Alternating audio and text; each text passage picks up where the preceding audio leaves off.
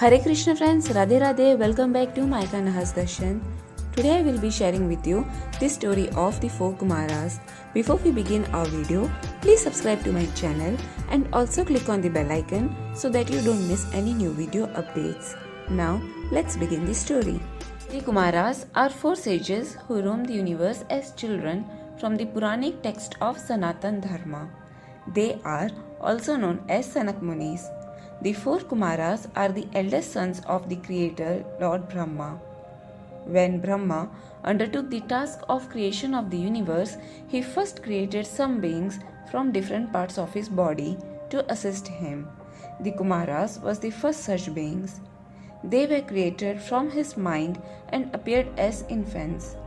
The four kids came to be known as Sanak, Sanathan, Sanandan and Sanat Kumar. Lord Brahma ordered them to assist him in creation, but as manifestation of sattva and uninterested in worldly life, they refused and instead devoted themselves to God and celibacy against the wishes of their father. Thus, the first thing they did was to disobey their father. The Bhagavad Puran narrates further that their refusal made Brahma angry, and his anger manifested into the god Rudra, who is known as Lord Shiva. From the worldly point of view, their disobedience to the father was against Dharma. This is probably why the Sanat Kumars are not worshipped, despite being incarnation of spirituality. Their names are not mentioned before any yagna. Kumaras learned the Vedas at the age of 4 or 5. They thus became great jnanis, yogis and siddhas. They practiced the vow of renunciation and celibacy. The four Kumaras are said to reside in Janalok or Janalok, the world of the intellectuals, or in Vishnu's abode, that is Vaikuntha. They constantly recite the mantra Hari Sharanam or sing Vishnu's praises. These hymns and glories of Vishnu serve as their only food. Another son of Lord Brahma, the sage Narad, who is described as their disciple, extols their virtues in the Padma Puran. Narad says, though they appear as a 5-year-old children, they are the great ancestors of the world. Prithu and sage Narad were fortunate to receive knowledge from these Kumaras. The Kumaras also appears in the story related to Lord Shiva. It is said that initially only there were 3 Vedas, Rigved, Yajurved and Samved, and considered that the whole knowledge is complete in these 3 books. On the other hand, sage Athar approached Lord Shiva to get approval of his knowledge, which he gathered from the universe using his divine powers. Lord Shiva, impressed by his creation, and blessed sage Atharva that his book of knowledge would constitute the list of Vedas and will be called as Atharveda.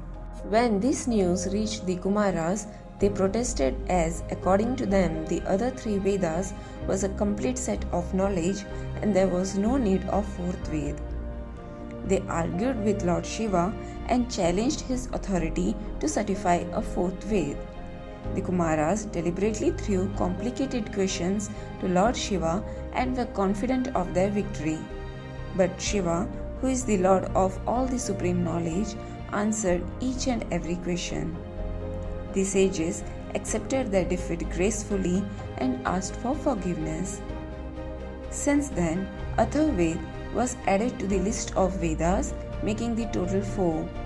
The sages went to their brother Prajapati Daksha, who was bitter rival of Lord Shiva. On listening about the defeat of his 4 brothers, he cursed them to be small children. After that, the 4 sages turned into small children. Since the sages were very learned, they thanked their brother for the curse because after becoming children, their urge for learning would be greater. An incident about the meeting of the 4 Kumaras with Vishnu's avatar Lord Ram has been narrated. The Kumaras once stayed in the hermitage of sage Agastya, who told them about the glory of Lord Ram. So to meet Lord Ram, they went to the forest room where Ram with his brothers and disciple Hanuman had come. Ram and his brothers were so pleased with meeting the 4 enlightened sages that they paid respect to him.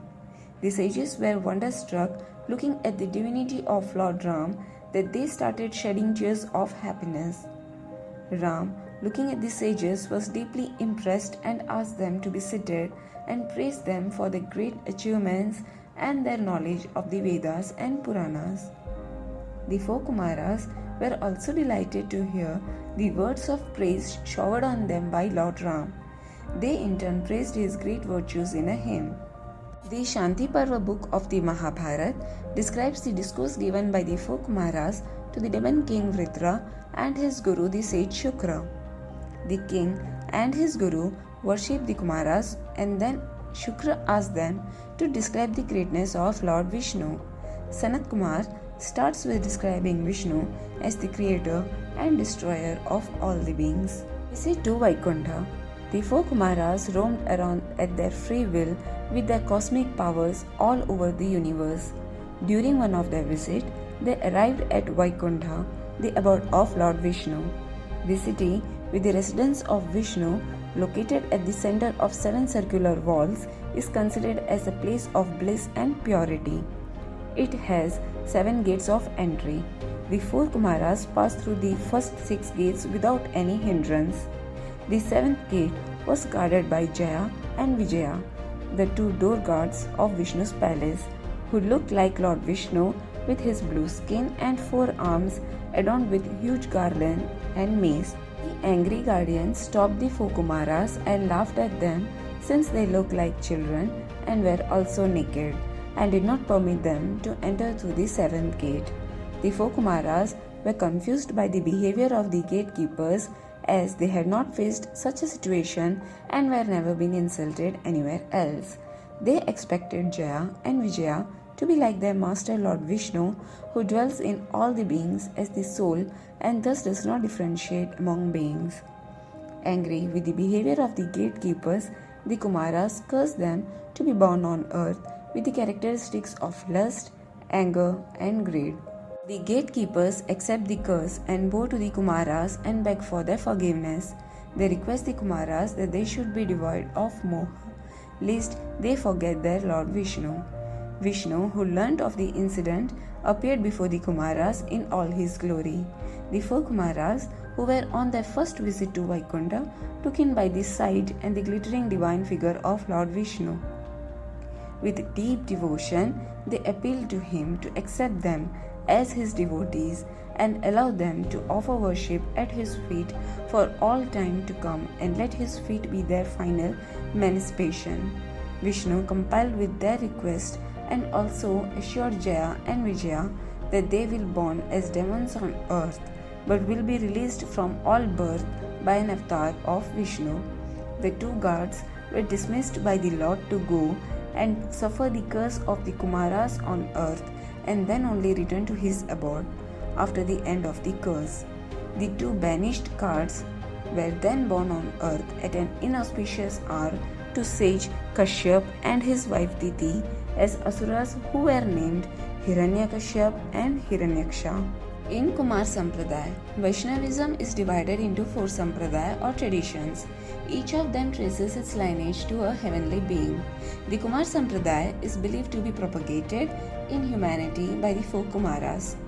This one avatar of Vishnu, Hamsa, was the origin of this philosophy and taught it to the 4 Kumaras, who in turn taught Narad, who finally passed it to the Nimbarka, the main exponent of the Sampradaya. So friends, this was the story of the 4 Kumaras. Thank you for watching the video. I hope you all like my video. See you soon in my next video. Till then, take care. Radhe Radhe.